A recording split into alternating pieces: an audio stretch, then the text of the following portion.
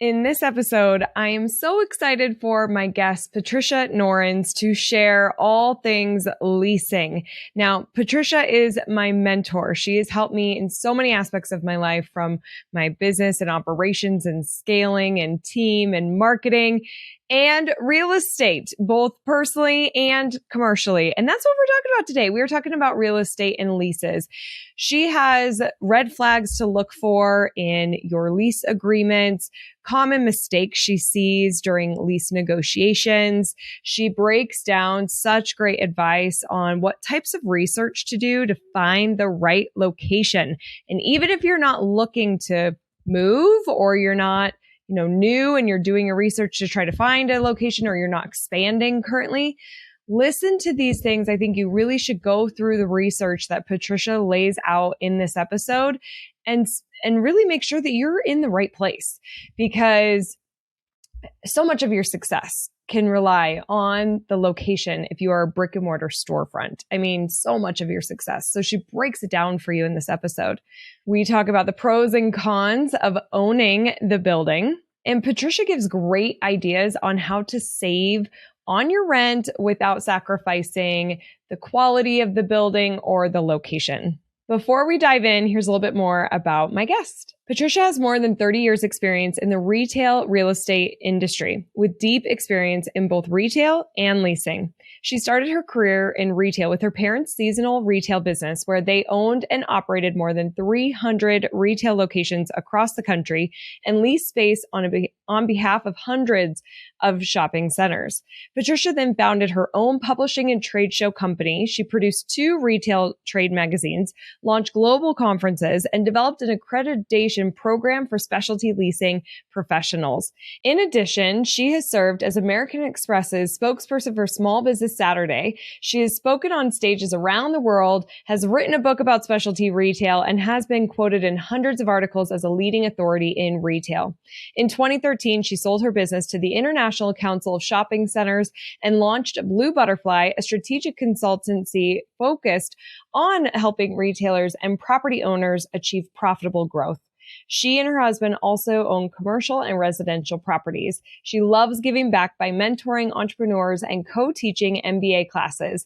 You can learn more at bluebutterflyllc.com, and let's dive into this episode. Welcome to Rooted in Retail, the show that's dedicated to helping independent retailers thrive in today's ever-evolving retail landscape. I'm your host, Crystal Vilkaitis, and I'm thrilled to have you join me weekly as we explore topics that are vital to the success of your store. From marketing to mindset, money to merchandising, sales to leadership, we'll cover it all. Each episode features interviews with industry experts and accomplished retailers who share their real-life insights and actionable advice. Get ready for a great conversation on how to build your dream business with Rooted in Retail. Patricia, welcome to the show. I'm thrilled you're here. Great to be here today. Okay, so I just have to say that Patricia was one of my first guests on Crystal Uncorked. And to this day, that was like over 2 years ago. To this day, she's still top 3. You might still be the top number 1 position. Love it. It was such a good episode. No pressure for this one, no pressure. But I'm so excited to have you today. And we're going to be talking about leasing and stuff that I really don't know a lot about. So I'm going to be here, a very beginner mind, curious mind, and I'm so excited to learn from you. But before we get there, let's start with how you came to co-own Blue Butterfly and how your journey has shaped your understanding for retail leasing. Fantastic. Well, thanks for having me back. So I'm a 4th generation retailer. We like to say in our family that retail runs in our blood. As a kid, family trips consisted of not only going to like highlights of tourist destinations, but also stopping in and looking at the shopping centers in the market, analyzing the retail. So I grew up with parents in the retail industry. They ran 300 seasonal retail locations across the country. As kids, we'd roll up our sleeves and ring up sales. And then as I grew older, I got my start in retail at a chain store. So, very much retail was part of my background. And then about 25 years ago, I started 2 retail trade magazines for the industry, conferences, and developed a professional certification program for leasing managers. So over those years, I got a lot of experience in retail, did consulting for retailers during that time and for shopping center owners. And then in 2013, I sold my business to the International Council of Shopping Centers. And little did I know that would be a wonderful opportunity to really expand my knowledge base from retail, primarily in the U.S. market, to really get an opportunity to work with retailers around the globe and leasing professionals around the globe. So that was a nice opportunity to broaden my experience. And being the entrepreneur at heart that I am, after that happened, I determined it was time to start another business. And my business partner and I launched Blue Butterfly. So now what we do is really help to bridge the gap between retailers and property owners. And we do a lot of work with property owners to help lease more space. At this time, we're up to about 200 shopping centers across the country that we lease space in. And we work with a nice assortment of retailers, and we're helping them to grow their businesses as well, primarily through real estate. Awesome. Love it. So you are such a good source to talk about leasing, because I have so many questions for you, and I know that our retailers probably do too. So let's dive in. What are some common mistakes you've seen small retailers make negotiating their leases, and how can these be avoided? Excellent question. And honestly, at this point, I feel like I was trying to calculate, like, how many leases have I touched in the last 30 years? It's thousands of leases, and I've seen thousands of deals. So there are some common mistakes that have kind of bubbled up to the top. And I think the number one mistake really is not listening and finding out what's important to the other side. So oftentimes a retailer will call and say, hey, how much is the rent at such and such location? Instead of going in, making an appointment to meet with that potential property owner, or if there's a broker involved, even with the broker, you can learn really invaluable information when you go and start to build that relationship. And I do feel like the leasing world is so much about relationships. So it's an awesome opportunity to start the relationship from the very first phone call. The second mistake, I'm going to say high level, is not working with an attorney. So maybe a retailer says like, oh, I've looked over tons of, different agreements or legal documents, and I feel pretty comfortable. I'm going to go ahead and do this on my own. But I really do advise that it's best to work with a real estate attorney. And then I'll say the last common mistake that I see is a retailer paying too much for space because they become personally and like emotionally invested in seeing their business in that space. And they kind of get carried away instead of really understanding what is my budget for rent, making sure that that rent parameter falls within no more than 10%. But nowadays we like to see around 8% of their total operating budget being paid on rent. And so, recognizing if you can't get to that win-win, and I'm a pretty optimistic person, and most of the deals that we touch, we do get to a win-win, even on really tough negotiations. But still, there's an occasional time where you just can't get to that win-win. It's better to walk away instead of paying 30% of your total budget on rent and hoping that you'll make it up on sales. And then I'll say, lastly, not understanding all the expenses related to the lease. So there's a lot of nuances when it comes to a lease, and there can be a lot of little hidden things. And if you don't know what you're looking for, it's not always just a rent number. No kidding. Okay. And so I want to clarify, 8 to 10% should be of the budget should be rent, right? That's correct. So that's a general guideline. Some of it's based on what are those retailers' margins on product. So sometimes we work with retailers where we're doing working on a deal right now on behalf of the property owner where it's an auction house, and their margins are really, really tiny. So they may need to spend a little bit less on rent. And then we have other retailers that we work with. Jewelry is a common category where the margins are a little higher. Maybe they can pay a little bit more on rent because they're making a lot. There's a lot more profit on the products being sold. But generally speaking, that's about the ballpark that works for most budgets nowadays. Got it. Okay. Awesome. And then, devil's in the details. You got to really know what's included in that lease. And then the emotional side, that's such a good tip. Like I haven't bought or leased commercial space, but have residential, and you find that like house that you love, but you're like, oh, we can make it work somehow. And then your house poor, and then you are so upset. Like I never even thought about that from a commercial perspective, but it makes sense. You have the perfect building, the perfect location. But if you're really stretching yourself, you're set up for failure. I mean, you really have to know the numbers. Yeah, exactly. Awesome. And give yourself a little bit of cushion, especially if it's a new location for yourself. It takes time to establish your business. So we hate to see somebody so maxed out on that rent number. and the sales don't follow for a while, and it takes time to build that momentum. Great point. Okay, so from mistakes, let's go to red flags. Can you share a few critical red flags that retailers should be aware of when examining a potential lease agreement? Absolutely.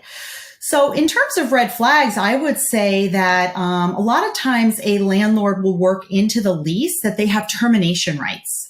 So what does that mean? That means that they can terminate the agreement for any time at any reason with a certain amount of days. So it might be that they have the right to terminate the lease, give the retailer 10 days notice or 30 days notice. Wow. Now that might be okay for some businesses. They go in knowing that they're doing a shorter term deal.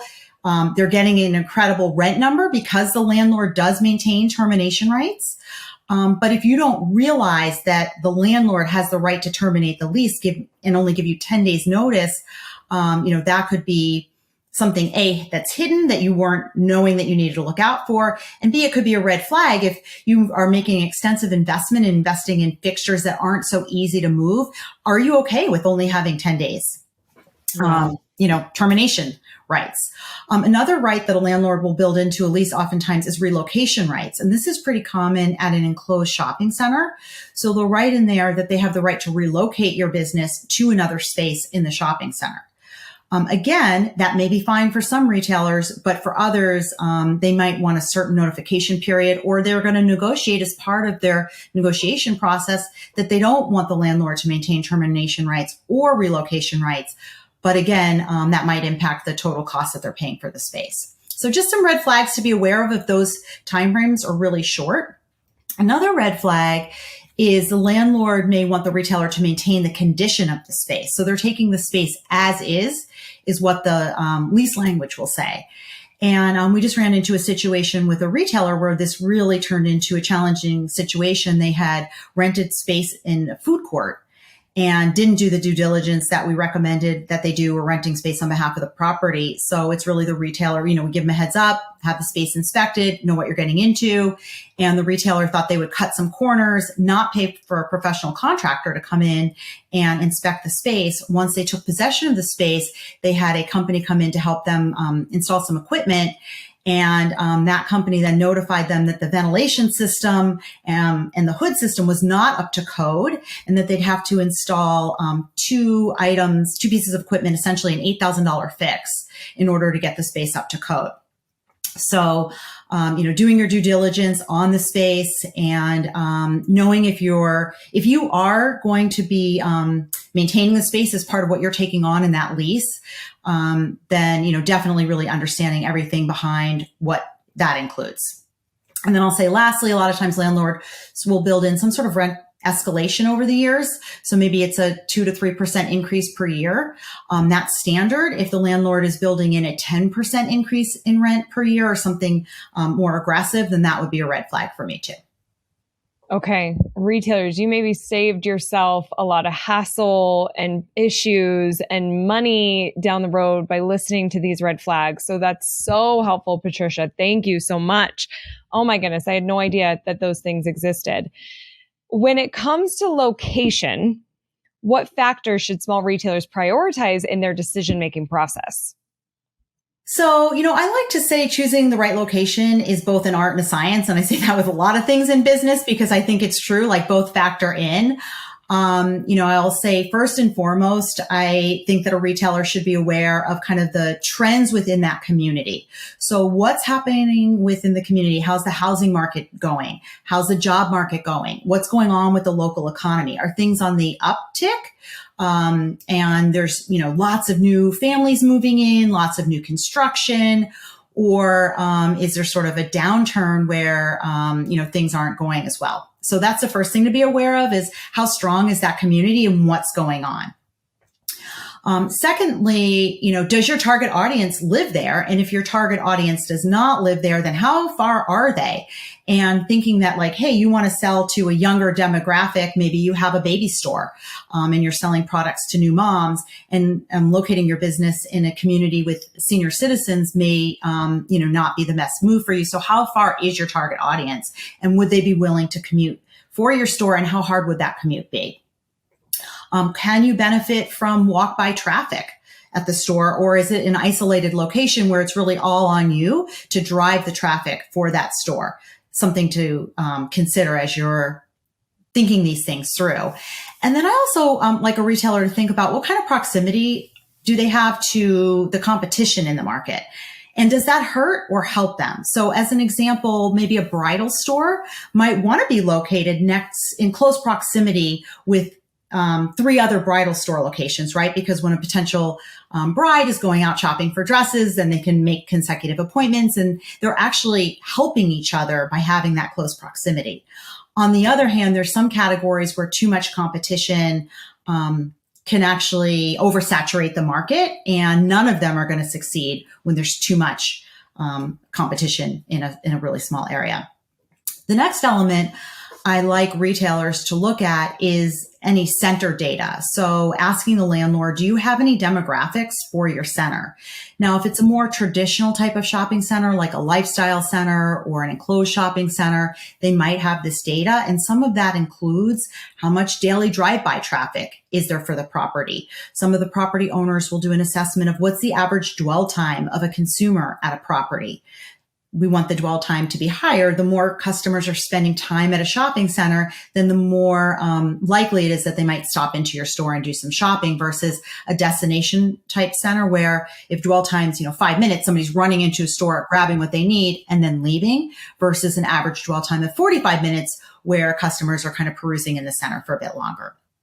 And then let's say no center data exists.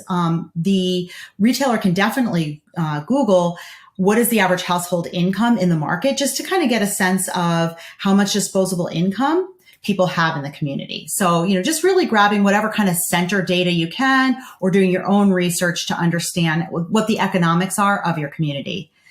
And then lastly, I'll say another huge piece of choosing the right location is market research. What do I mean by that? We encourage retailers, when they're looking at space, go spend time at that location. Go on a Monday at 10 a.m. Go on a Wednesday at 5 p.m. Go on a Saturday, prime time. And, really take that location in. Like, don't just go for 2 minutes, like sit on a nearby bench, like spend time at that location and really understand what is the traffic flow at that location. Is it a weekend property? Is it there's lots of workers in the community and they're coming for lunchtime. Maybe it's just a standalone store. And so you don't have this kind of walk-through traffic, but you certainly could figure out what's going on from a drive-by standpoint. And then the other thing that retailers should do is research market rents in the area. And they can do that by checking out LoopNet or Googling properties for rent in their market, so that they have some sense of, if a landlord is quoting a price per square foot, how is this in alignment with other properties in the market, and use that as part of their negotiation strategy. So super good. High level. Those are some of the elements they should be thinking about as they choose their location. Yeah. I mean, you got to do your due diligence. Take the time. It's a big chunk of your expenses every month. And it's really critical too to the success of your business, especially if you're going to rely on that kind of traffic and being in the right place. One thought I had too, just because I'm so in the social media world, is you can also use Facebook ads to research and you could drop the pin on where you're looking for your store to be and put in your demographics and income, and Facebook will tell you how many people are in that area that match the demographics that you plugged in. So use that as a research tool too. You don't have to pay to do that. You just go to ads.facebook.com. But your point about like, if there's other bridal shops, it might make sense for you. I love that. I think we often think, no, my competitor, anyone that's listening to this, you might be thinking, could you be right next to the same type of store? Like, it might actually be a really incredible opportunity. And then Patricia, I have the question, like, what if somebody they're in a spot right now and they start doing their research now based off of what they just learned from you. And they're like, man, we're really not in the right place. And I think it's hurting our sales, and they want to get out of their lease. I mean, I'm sure it probably depends and there's a lot of variables, but is there a couple of tips that you can give from breaking a lease? Absolutely. So I do want to back up to your Facebook comment because I think that's huge. Oftentimes retailers don't spend enough time thinking about how they're going to market their new location. And so using that as a test to kind of see, hey, do I have a big enough audience that I can access through Facebook ads when I open up my doors? Part A is understanding the local market and using that. And then part B is then, can I turn on Facebook ads to use that to build my brand and build, promote my new location? So I think that's a huge tool that you're talking about that we haven't used. So I'm excited to use that as part of the leasing process, really. I mean, I'm a huge fan of Facebook advertising, and our clients use it all the time for the marketing piece, but I love the idea of integrating it as part of the leasing piece too.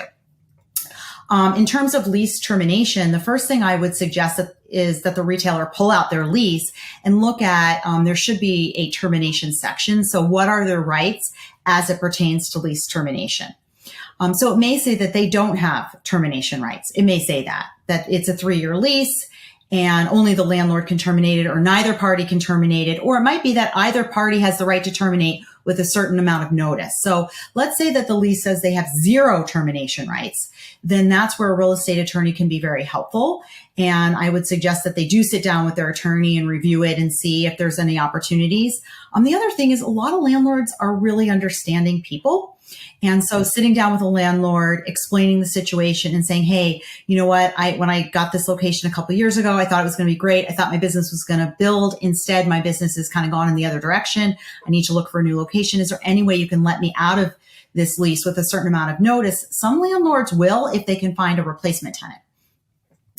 So I would suggest that they have a conversation with their landlord after they first consulted their real estate attorney to understand really what is the lease language and how tight is that, and if there's any exits from a legal perspective. If not, then I would approach the landlord and just see, have a conversation. Hey, maybe you can fill the space. Maybe they're allowed to sublease the space, and that would be another way that they could exit out of it as well. A lot of leases don't provide for that, but each one's different, so it's worth exploring. Okay.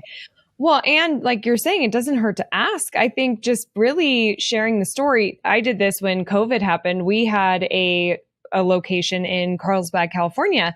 Now we can be remote, and we were remote, and I decided let's have an office, and I saw what was happening in Italy, and I felt like we're going to have shutdowns. So I got ahead of it, and I actually contacted you and was like, how can I get out of this? And you gave me some look at the lease. And so I talked to the landlord, and he was like, oh, you think there's going to be shutdown? We haven't even talked about it.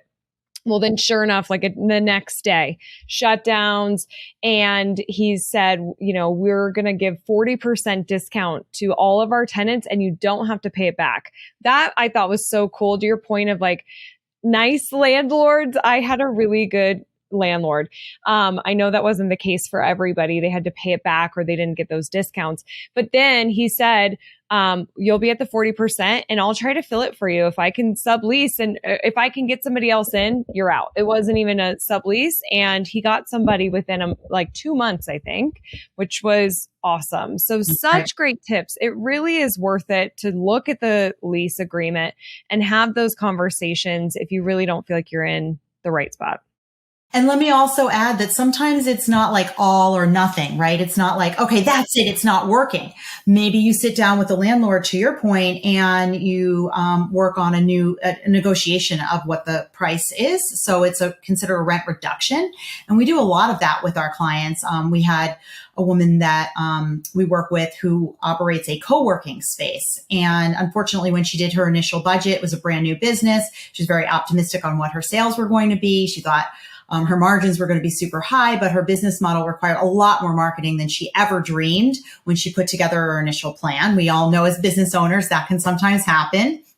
You overestimate sales and underestimate expenses.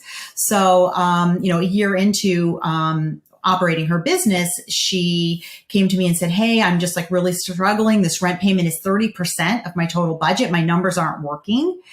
And I don't really know what to do. So worked with her to meet with the landlord. And in that particular situation, given how her lease was set up, there weren't a lot of options for her to terminate the lease early. And she made a lot of investment in improving the space. So she was really motivated to try and figure out something she could do with the existing space and existing landlord, since there was this investment in setting up the space for her business. So we sat down with the landlord, presented her budget, and we were able to negotiate down her rent pretty significantly. It was about a $5,000 savings per month. Oh, wow. Which was a big savings, and really helped her to get her rent in control and kind of change her economics for her business. So there's always an option. The landlord was so friendly, so nice. He didn't want to lose her as a tenant. He felt like she was an ideal tenant, maintaining the space beautifully and paying her rent on time. And he could see where her numbers didn't work. And that was it. He worked with her. It was wonderful. Oh, that's awesome. Such good tips. Okay, so this goes perfect into what we were talking about. Can you share any strategies of how small businesses can save money on rent without compromising their store's location or quality? Great question. So how we like to conceptualize rent is there's like kind of the rent model, I guess you would call it, is there's these levers. And I think there's three major levers on any rent negotiation. So the first one, and this is again, what the typical lease looks like. There's always exceptions. Some landlords, it's just base rent and that's it. But on a typical lease, one lever is how much you're going to pay in rent. And we call that base rent, but rent essentially. Another lever could be you might pay a percentage of your sales. So that's another lever. And then the third lever is what we call extras. So are you paying utilities as a landlord, paying utilities, and you're reimbursing the landlord? And who's maintaining the space? So there's these three main buckets: the base rent, the percentage rent, and then these other category, which is the maintenance of the space and the utilities. So in terms of saving money on rent, let's say you're talking to a landlord and they're looking for a certain amount per square foot, or they're quoting you a certain amount. Here's the amount we want for this space per month, and it's just a straightforward rent deal. Then and you look at the number, you're like, oh, this isn't going to work for my budget. You sit down with the landlord, you're like, look, this is still not going to work for my budget. And the landlord's, I'm sorry, like I need to get a certain amount for my space. I have a mortgage I have to cover for it. And that's it. I've seen deals break apart over that. But you can get really creative with your leasing if you know what to offer the landlord.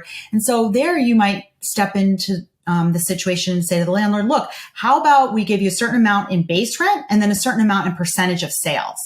So what does that mean? That might mean that you're going to pay 3% of your gross sales to the landlord, or might mean that you're going to pay 8% of your sales after you hit a certain threshold. A common one is called natural breakpoint, but there's lots of different ways that when the percentage of sales kicks in.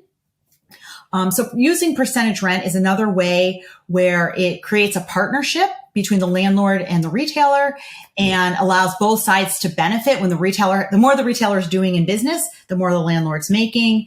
And we've seen that lever help deals get over the finish line that wouldn't have with just the base rent alone. Another point of negotiation that retailers can use, and that we do use for a lot of our clients, is when they're making physical space improvements that actually improve the value of the space.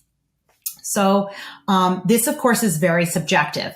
We've also been a landlord ourselves. And as you know, Crystal, my husband and I really believe in owning commercial properties and residential properties. So in one of our commercial properties, we had a tenant come to us and say, oh, I'm going to paint the space. And we got all excited. Little did we know this was kind of early on in our career as being landlords of commercial space. And he painted the space bright yellow and red, like 5 coats. Oh, no.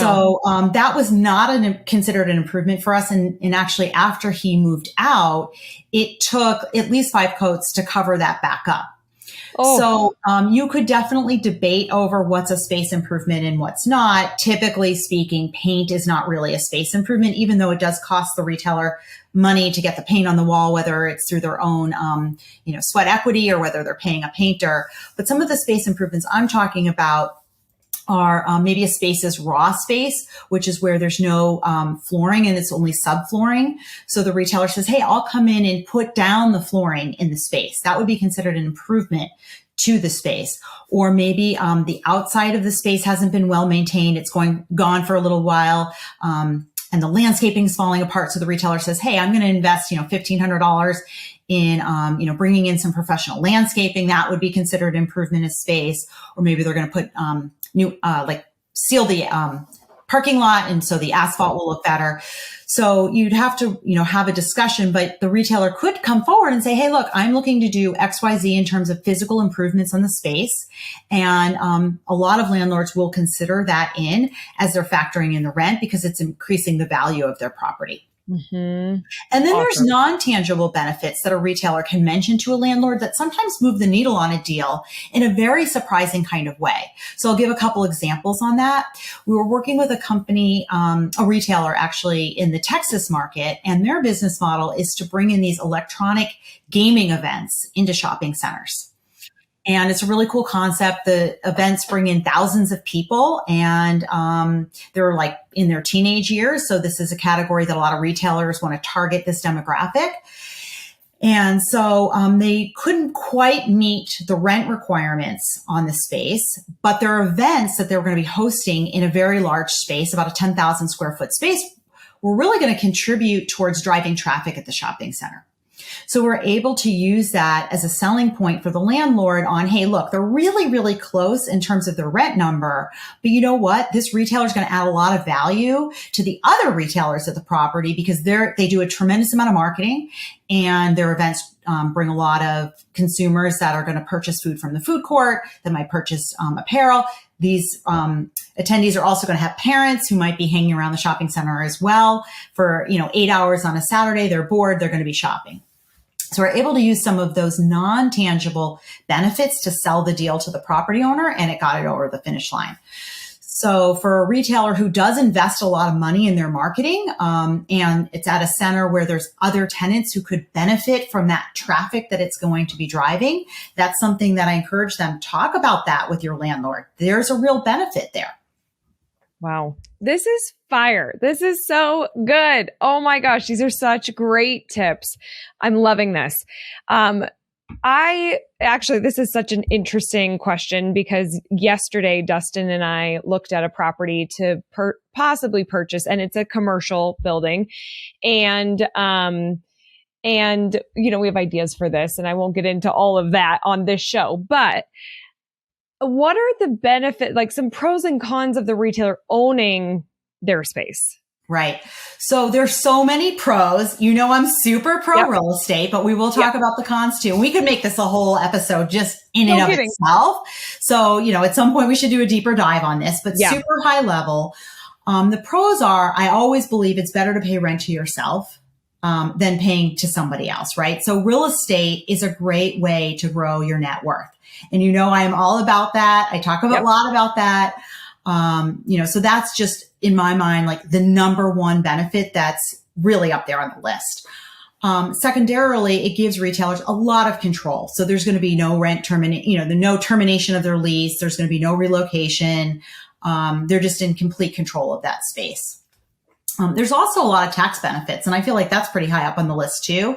If they are buying the building, then there's going to be depreciation on the building that they can use as a tax write-off. And if you don't know what this is, I definitely would suggest that you work with your CPA to understand all the tax benefits of retail ownership. And there's a lot of books out there that you can buy, just books on how to leverage tax benefits on real estate. So definitely take a little time to learn more about that. And bottom line is, real estate shows that over time there's appreciation on it. So if you have some time to own the property, then there's the potential appreciation of your asset that's going to make you even more money as well. So those are, a lot of pros, and we could keep going and make that list even bigger. But let's touch on a couple of the cons because I think it's important to understand those too. Real estate is a big investment that ties up a lot of cash. And that tying up of cash, not only in what you're putting down as your down payment for your mortgage, but also just ongoing maintenance for the building. And as building owner, we own a lot of different buildings. We know that there's all these unexpected expenses that come up from time to time. So that's like a continual cash resource that we need to maintain and upkeep the properties. But, so really, I guess in terms of con, you want to make sure that the building cash needs are not competing with your business's cash needs because we know that running any kind of retail business, there's usually ongoing, or a service provider, ongoing needs to invest cash in your business to keep it growing. So, maybe for some, real estate might be a better investment when you've got an established business with established cash flow, and you can meet the cash flow needs of your retail business, but also meet the cash flow needs of your real estate business. And that's, sort of high level where I would kind of caution folks. But ultimately, we've been very successful through owning properties, and we're very appreciative for that opportunity because it's really helped us to grow. Yeah, love it. Okay, awesome. So good. If you can get that building, get that building. Exactly. Yeah. Lastly, could you share a success story of a retailer who you helped to effectively negotiate their lease or expanded to new locations, and the lessons we can draw from it? So one of our retailers that we started working with had one temporary retail location. And by temporary, I mean there's something called a license agreement in our industry. And oftentimes landlords will use this type of instrument when it's a shorter term deal. So instead of putting the deal on a lease, which can be a 30-page document for some landlords, they'll use this license agreement, which is kind of an abbreviated version of a lease. So we met this retailer when they were operating with one license agreement in one shopping center out of Connecticut. And they were looking to build their store locations, and just started said, "Oh, we're so glad we could work with Blue Butterfly. Can you help us grow our strategy? We want to go all across the country, and we want to go national." So I do want to back up to something that you said earlier that ties into this. We talked about the art and the science of finding your right location. I mean, really, at the end of the day, to me, your location is just as important as the products or services you sell. So this one decision alone, you could have the most awesome products in the country, and if you do not have the right location, that can absolutely break your business. So I just want to really hone in on how important your location decision is to the success of your business. So they knew that they were going to be making very critical decisions and next steps. They knew they wanted to grow on a national scale, but didn't know how to create that strategy to grow all across the country. So they started throwing out locations. We want to be in Chicago. We want to be in Austin, Texas. We want to be in California, and throwing out all kinds of A+ shopping centers. What we said to them is, that's great. We do want to help you build a national strategy, but let's build it in a way that makes sense, that also ties in with your logistics and operations, so that we're not just, going all across the country. You're opening a store in California, then you're flying to Miami to open the next store. Then you're going to Chicago. And how is that all going to work from a warehousing standpoint, from a logistics standpoint? So building out territories and launching in more of a regional way, and really taking time to understand what that strategy is behind their launch, and choosing the right locations, understanding their target audience, getting locations that align with that. And it's been really fun to work with them. They're up to 30 locations now. And they've just done a huge round of fundraising, and really they've grown so substantially. We're so proud of all their efforts, and it's been exciting to be part of that and helping them to get these A+ locations across the country. So I'll say the lesson from that story is really building a strategy that works best for your business and ties in with your overall operating strategy, instead of just locations that sound really great, but there's no rhyme or reason to why you're choosing them. Great advice. And that has to be really cool to see them go from one location to 30. That's awesome. Okay. Are you ready for the resilience round? I'm ready. Let's go. Bring it. Okay. Let's go. Best business book. I'm going to say The Millionaire Next Door by Smith and Stanley. Awesome. Best retail technology, like an app or software. I'm going to go with Google because you can find almost anything when you search for it online. And as it pertains to leasing, it's your friend. Google, location, spaces for rent, do the market research, and utilize Google. It's right there for you. Make sure that's part of your strategy. Awesome. How do you keep up with the ever-changing retail landscape? I am a huge believer in getting the newspaper delivered to our door every single day. Yes, we still read print, even though we embrace digital. So we get the Wall Street Journal every single day, helps us to stay in touch with macroeconomic trends, which I think are super important part of the retail landscape. It helps us to understand which big box retailers are expanding and why, which big box retailers are contracting and why. New retailer concepts are talked about all the time. On top of that, love attending conferences. And of course, I love your podcast and follow that to make sure that I'm staying up to date on all the latest retail trends. Yay! Love the plug. Thank you. Because retail is ever changing, how do you recharge your batteries? For me, working out is a huge part of creating mind space for myself. So for me, going on my morning run or morning bike ride is really how I can make sure I can be there and available every day for top-notch negotiations for our clients. Love it. To help retailers be stronger, rooted in success, what's a leasing foundational best practice? I'm going to say, do not do everything yourself. Invest in hiring the attorney, invest in making sure you have a really great CPA, have a retailer advisor, work with other people and build a team around you so that you have a team of resources and you can benefit from all of their knowledge. So good. Finally, what do you think the future of independent retail looks like? Bright. At the end of the day, people, love to go into stores, touch, feel, try, buy. And I think that we're losing, in terms of big box stores, we're losing that customer service experience, and independent retailers can offer that.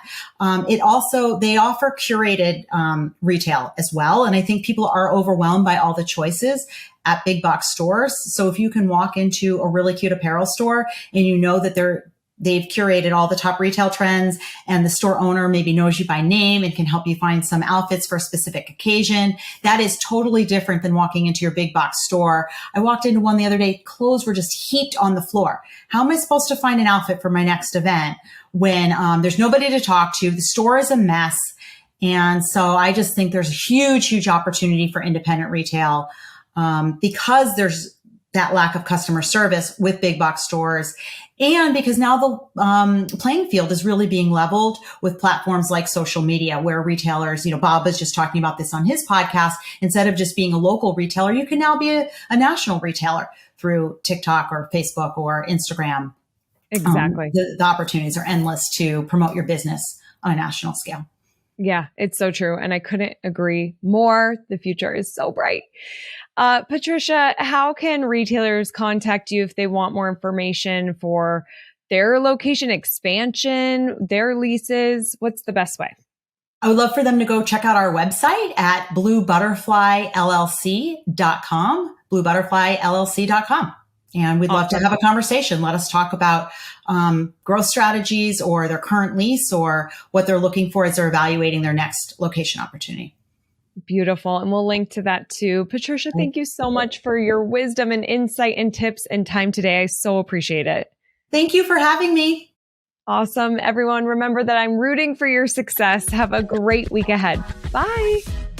Thank you so much for being here. It means the world to me. Don't forget to join the Rise and Shine newsletter, which is social media news you need to know, sent via email every Monday morning.